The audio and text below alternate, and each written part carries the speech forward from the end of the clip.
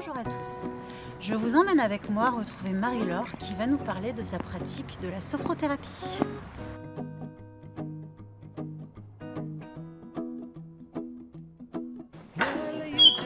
Bonjour Coraline, bienvenue. Bonjour, je te fais la bise.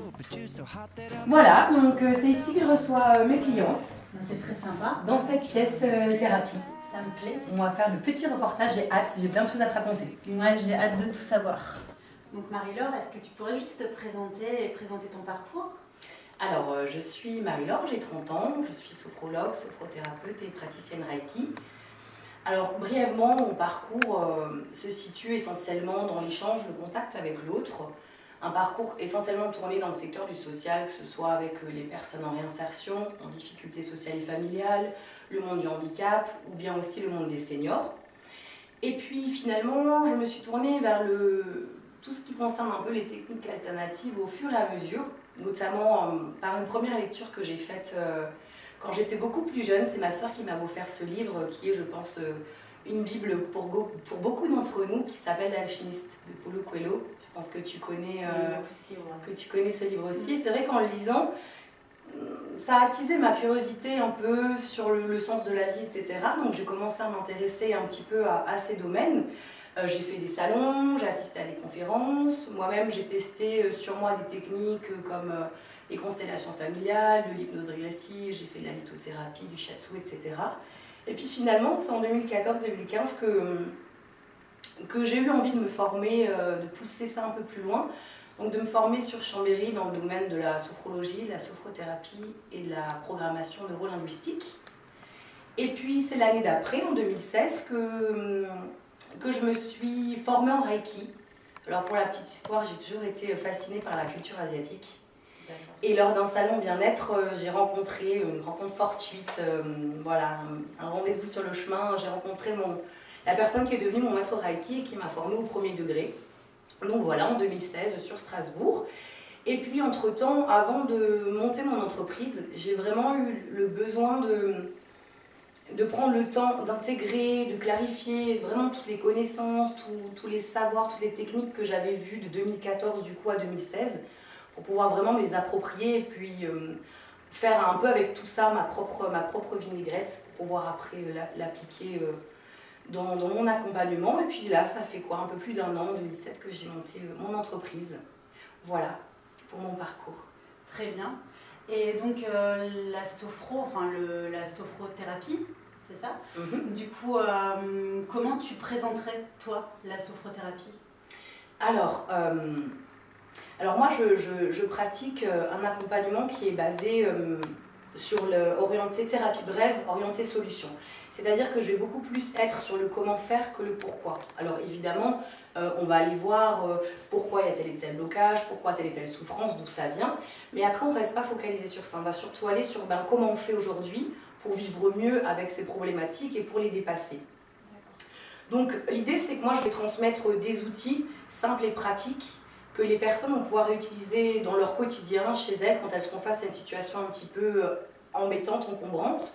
Je vais leur transmettre des savoirs, des connaissances, pour qu'en fait, l'idée, c'est que la personne soit la plus autonome possible. Qu'elle soit l'actrice de son propre développement, en fait, l'actrice de son propre bien-être. Parce que ça, c'est quelque chose, j'insiste beaucoup dessus. Moi, je n'ai pas de don, je ne guéris personne. C'est les gens qui se guérissent eux-mêmes ou qui s'autorisent à se guérir. C'est une notion qui est vraiment très importante à préciser. Alors, globalement, ça parlera peut-être un peu plus aux gens. Les personnes qui viennent me voir viennent souvent pour se libérer des souffrances du passé, se libérer de certains blocages, se libérer des croyances limitantes, pour apprendre à gérer le stress, à gérer les émotions. Les personnes qui viennent pour se préparer un objectif, que ce soit un entretien, un oral, un examen. Des personnes qui viennent dans un protocole d'accompagnement pour la grossesse ou un accompagnement pour arrêter de fumer, ce genre de choses, voilà. Après, comme dit, je le répète, moi je guéris personne, je suis juste là pour accompagner les gens dans ce processus, en fait, tu vois, pour les accompagner à la découverte de leur être profond, donc dans leurs blessures aussi, dans leurs peurs, dans leurs blocages, et aussi pour les aider à réactiver toutes les capacités, les ressources et la force intérieure qu'on a tous en nous. Et puis c'est ouvert à n'importe qui, hein, quel que soit le sexe, le genre, la profession, d'où qu'on vienne, l'âge. On commence aussi d'ailleurs à faire de la sophro avec les enfants dès 3-4 ans. Ah oui. C'est tout à fait réalisable. Alors évidemment, on réajuste les exercices, hein, on adapte et on fait des exercices un peu plus ludiques, pardon. Mais finalement, il n'y a pas d'âge et il n'y a pas de genre pour commencer à prendre soin de soi et à vouloir aller mieux et à vivre mieux. Voilà, c'est vraiment ouvert à tout le monde. La réponse, elle vient de soi en fait, on l'a en nous, hein, c'est ça. Ouais, tout à fait. Mais du coup, tu dirais comment t'es arrivée à la sophrothérapie? Enfin, comment t'en es arrivée souvent là cette question. Alors déjà, à la base, je suis une personne de nature extrêmement curieuse, tout comme toi, il me semble. Voilà, donc j'ai toujours été poussée en fait par cette curiosité qui m'a amenée à comprendre, à vouloir décrypter ce qui se passe autour de moi. Et puis je suis aussi totalement fascinée par le fonctionnement de l'être humain, que ce soit son potentiel physique, psychique, tout son potentiel aussi neurophysiologique qui concerne le cerveau, c'est extrêmement intéressant, c'est extrêmement passionnant. Donc déjà un grand intérêt pour ce domaine. Et puis ensuite, en chemin sur notre vie, on expérimente des expériences, qu'elles soient bonnes ou mauvaises, on expérimente des émotions, des sensations, on crée des souvenirs aussi, qu'ils soient bons ou mauvais. Et c'est là qu'en fait, on va créer, si tu veux, des schémas, des programmes inconscients, qu'on peut utiliser des masques pour se protéger de telle et telle chose. C'est là qu'on crée notre carte du monde aussi, qui est différente en fonction de chacun. Et puis, moi aussi, je suis passée par là et je me suis rendu compte que j'avais aussi des blessures, que j'avais des blocages, que j'avais des peurs. Et tu vois, je ne voulais pas me contenter de me dire c'est comme ça. J'avais envie de comprendre d'où ça venait, comment ça fonctionnait. J'avais vraiment cet appel de m'explorer pour mieux me comprendre aussi mon histoire de vie, comprendre aussi mes parents, leur fonctionnement, leur comportement. Et ça m'a vraiment permis d'apprendre de moi-même au final, et dans le but effectivement d'aller vers un mieux-être, de me sentir mieux dans ma vie, mieux dans mon histoire et plus en accord finalement avec le monde qui m'entoure.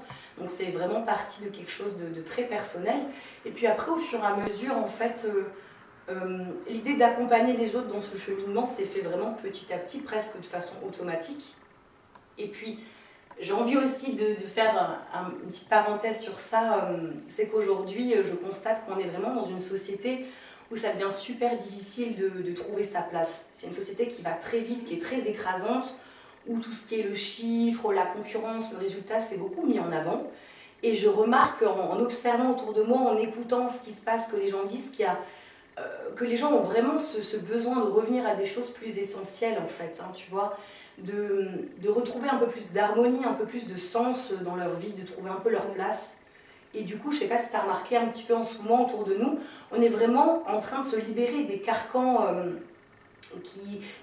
du je dois faire ça, il faut que je sois comme ça, c'est ce qu'on attend de moi. Et les gens sont de plus en plus libérés et tendent vers des aspirations profondes. Qu'est-ce que j'ai vraiment envie de faire dans ma vie, de ma vie, qui j'ai envie d'être en fait vraiment. Et on sent qu'il y a vraiment quelque chose qui est en train de monter comme ça en vibration, et moi tout simplement j'avais aussi envie de participer à cet élan en fait, de participer un peu à ce réveil si je puis dire, et puis d'apporter ma petite pierre à l'édifice. Donc pour moi c'était tout tombé sous le sens, c'était pour moi logique que ça se passe comme ça, et c'est pour ça que j'en suis là du coup aujourd'hui. Faire ton petit colibri.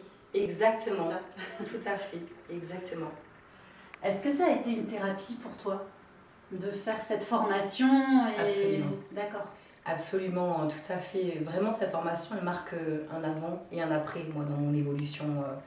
Après, même au-delà de ça, il y a eu la formation qui a un peu insisté sur les choses. Mais le chemin du développement personnel, j'aime pas trop cette formulation, plutôt le chemin qui mène à soi, ça a été pour moi véritablement un chemin qui m'a conduit à moi-même, riche de sens, riche de compréhension. En fait, si tu veux, à un moment donné, je me suis dit, je vais arrêter de me juger, je vais arrêter de me critiquer, je vais arrêter de me saboter et je vais arrêter de me condamner, parce qu'il faut savoir qu'on est les pires avec nous-mêmes, c'est nous qui sommes les plus difficiles avec nous-mêmes.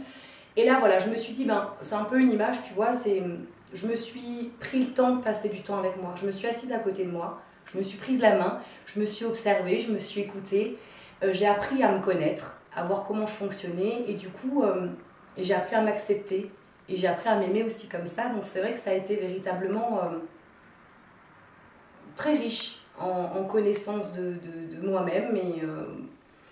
Et par la suite aussi, voilà, ça me permet, et ça me permet encore aujourd'hui de trouver vraiment, tu vois, ce point d'équilibre qui me permet d'être en accord avec la personne que je suis, avec toute mon histoire, et être en accord du coup, a fortiori, avec le monde extérieur aussi. Donc véritablement, oui, je me suis vraiment guérie, et encore, je me guéris encore tous les jours. Ouais, complètement. Un apprentissage de tous les jours aussi. Absolument, ouais. Vraiment dans la notion de s'accepter vraiment dans mon individualité, qui est pareil pour tout le monde, hein. C'est ça la vraie richesse, on est chacun des êtres avec des individualités qui sont magnifiques, parce que, selon ce qu'on va vivre, ce qu'on va expérimenter, ça nous crée plein de choses en fait au final, et puis c'est ce qui fait qu'on en devient riche quand on est en accord avec ça, quand on l'a accepté, on en devient riche, et peut-être que la vraie force elle est là, c'est la richesse de l'individualité de chacun dans la force de la groupéité. Et là ça devient absolument, absolument merveilleux, parce que comme on est tous un peu en interaction les uns les autres et qu'on a besoin des uns des autres, quand nous on est ok avec notre individualité et l'être que l'on est profondément, on découle forcément sur les autres, et c'est là que ça devient absolument absolument fantastique. Combien préconiserais-tu de séances pour aller mieux? Enfin, est-ce que tu as un quota de séances, ou est-ce que il en faut qu'une?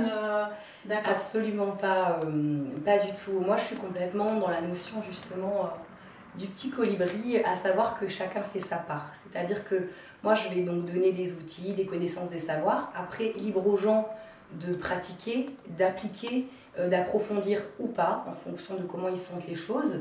Les blessures, les blocages, les souffrances, ça ne disparaît pas forcément après une première séance, hein. Ça, c'est important de le savoir.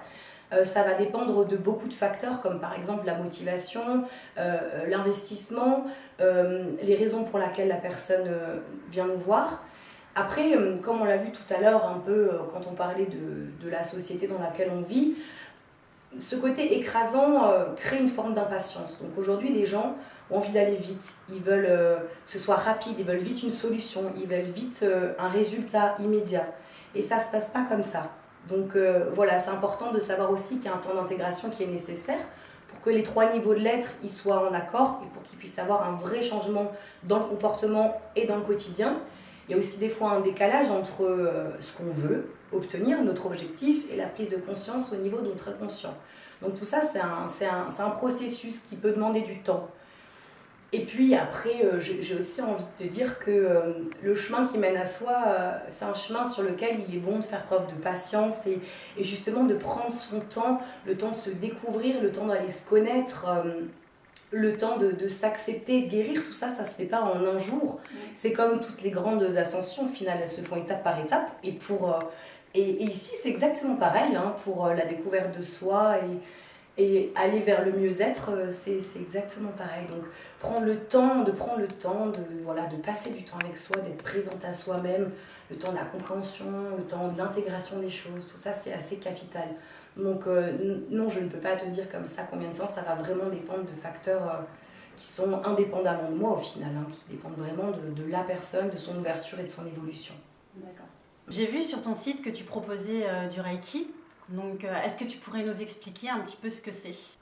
Absolument. Alors le Reiki, on part sur un autre domaine qui est là, on est complètement du coup dans l'énergétique. D'accord. Alors pour te résumer un petit peu, le Reiki, c'est une méthode de guérison ancestrale qui nous vient du Japon, qui a été créée dans les années 20 à peu près, par Mikao Usui. Le Reiki, si tu veux, ça représente un peu l'énergie universelle dans laquelle on vit tous les jours, qu'on peut retrouver dès qu'on sort dehors, dans la nature, dans les plantes. Et dans cette énergie, il y a nos chakras, qui sont aussi des centres énergétiques qui baignent. Donc, nos chakras, on en a 7 principaux, mais on en a d'autres aussi, qui régulent justement tout ce qui concerne l'énergétique du corps. Et pour comprendre un petit peu comment fonctionne le Reiki, parce que c'est assez complexe comme notion, c'est important de comprendre comment est-ce qu'on fonctionne. Donc nous, en fait, on est des êtres énergétiques à part entière. C'est très scientifique. Quand on analyse notre corps, que ce soit l'ADN, l'atome, etc., on se rend compte que nous, on dégage de l'énergie, c'est de l'énergie. Et c'est la même énergie qu'on va retrouver, en fait, si tu veux, dans le système planétaire. Dans le trou noir, il n'y a pas rien, il y a de l'énergie.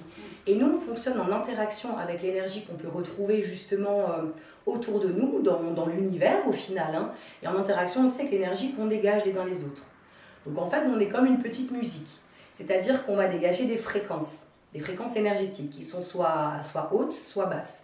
C'est pour ça que des fois on croise quelqu'un et on se dit waouh, cette personne elle est tellement lumineuse, elle dégage quelque chose, elle a l'air super bien, parce qu'on est dans des fréquences qui sont hautes. Donc on va attirer à nous, comme ça fonctionne en interaction et un petit peu tout ce qui concerne la loi d'attraction, c'est le même fonctionnement, c'est qu'on attire à nous ce qu'on dégage. Donc plus on est dans des fréquences hautes, plus on va attirer à nous des bonnes nouvelles, les gens vont venir nous parler, des choses positives. Et au contraire, on a aussi des personnes qui sont plutôt dans des fréquences assez basses, donc dans des énergies assez négatives, où c'est des personnes où tu dis, wow, elles ont l'air un petit peu fatiguées, lourdes, et eux vont attirer justement plutôt des pépins, des mauvaises nouvelles, voilà, des problèmes de santé aussi. Et c'est là que le Reiki devient intéressant, parce qu'il permet de rééquilibrer la condition énergétique du corps. Donc il va permettre d'aller traiter les causes de la disharmonie, hein, qu'elles soient mentales ou physiques, d'ailleurs la plupart du temps c'est d'abord mental. Elle va du coup aussi débloquer tous les nœuds énergétiques.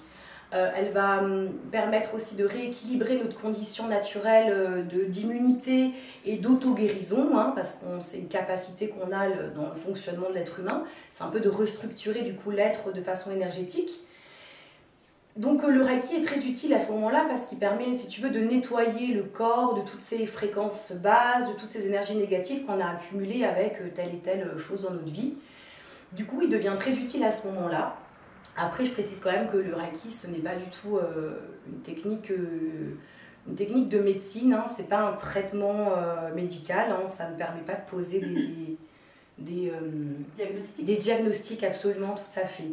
Après, le Reiki, ce qui est intéressant aussi, c'est que ça met en lumière aussi les choses qui ne vont pas dans notre propre vie. Ça explique aussi, si tu en es là aujourd'hui avec autant de nœuds, de blocages énergétiques, pourquoi tu en es là. Donc ça demande aussi à l'autre, à la personne qui pratique le Reiki, d'essayer de comprendre d'où elle vient cette disharmonie, pour que la personne puisse changer elle-même dans sa propre vie, peut-être une façon de penser, parce que les pensées dégagent énormément de fréquences, ça, on le sait, et c'est vraiment scientifiquement prouvé, ou peut-être dans des comportements, dans des choses à travailler. Donc ça invite vraiment chacun à prendre soin de son quotidien, à prendre soin de soi. Donc c'est finalement, que ce soit le Reiki ou la sophrologie, la sophrothérapie, la réflexologie, la kinésio, l'hypnose, etc., toutes les techniques alternatives qu'on a aujourd'hui autour de nous, c'est vraiment comme des bonus. Alors l'idée, c'est pas de devenir dépendant, justement, et puis quand j'ai pas ma séance, je sais plus quoi faire, je sais pas comment réagir dans ma vie quand ça va pas, etc. Faut voir ces outils comme, si tu veux, c'est un peu comme des plumes.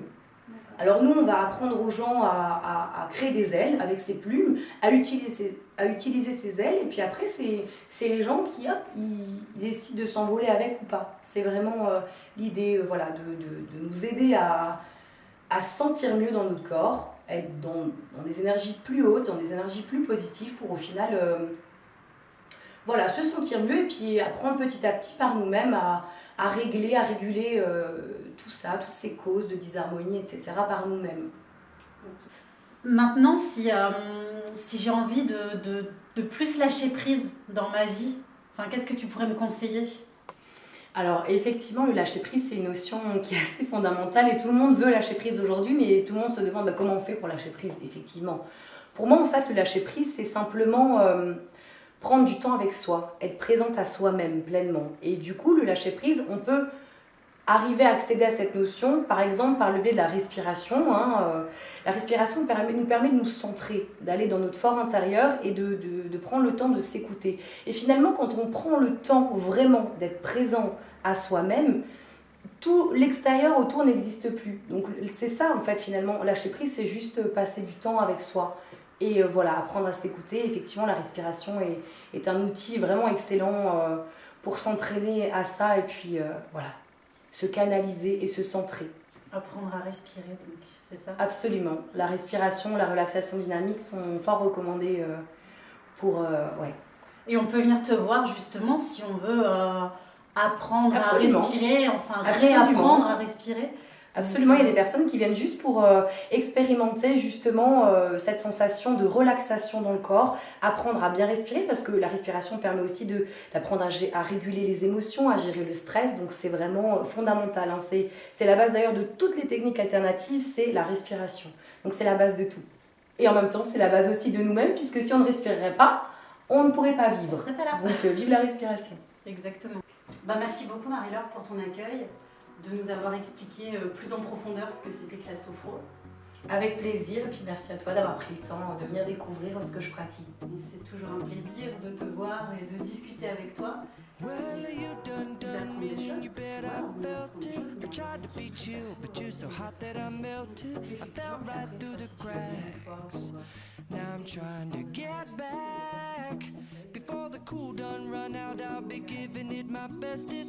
Vous en savez maintenant un peu plus sur la sophrologie et sur le Reiki grâce à Marie-Laure. Retrouvez toutes les informations concernant son cabinet en barre d'infos que je mettrai juste en bas. Et moi je vous dis à bientôt.